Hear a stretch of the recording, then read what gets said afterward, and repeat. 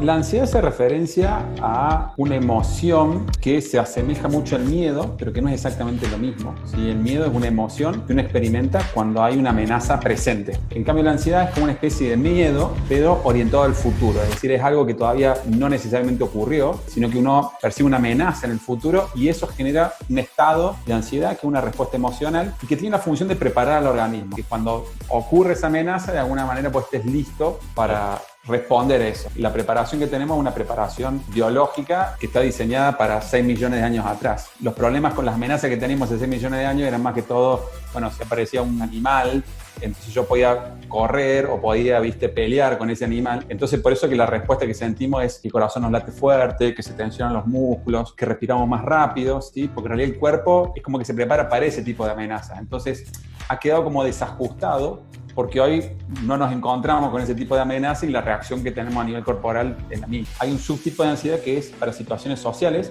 que es cuando vos tenés miedo a la evaluación negativa de otras personas. Y entonces la evaluación negativa para nosotros es una amenaza. No es algo que a nosotros nos parezca inocuo, ¿sí? Es algo que nos preocupa. Y las redes sociales han potenciado mucho eso. Antes vos por ahí la interacción que tenías era con un grupo de 4 o 5 personas que te rodeaban y hoy interactúas con cientos de personas y casi que estás compitiendo con la atención de otras personas y bueno, eso puede generar cierta ansiedad social. Muchas veces nuestro cerebro sobreestima el peligro. Creemos que hay muchas amenazas donde en realidad no hay. Y eso es lo que empieza a generar problemas crónicos de ansiedad, que te pones muy ansioso incluso en situaciones donde no amerita que estés tan ansioso y ahí pueden aparecer algunas dificultades. El estrés es un proceso en realidad. El estrés hace referencia a estas dos fases. Una fase de tensión, cuando estás así como tensionado, estás como sobreexigido, tenés una demanda y tenés que exigirte para poder responder a eso. Yo tenés un turno de examen ahora y tenés que estudiar, es estrés. Y el estrés involucra una fase de tensión y una fase de recuperación. Entonces vos te tensionas y después te tenés que relajar,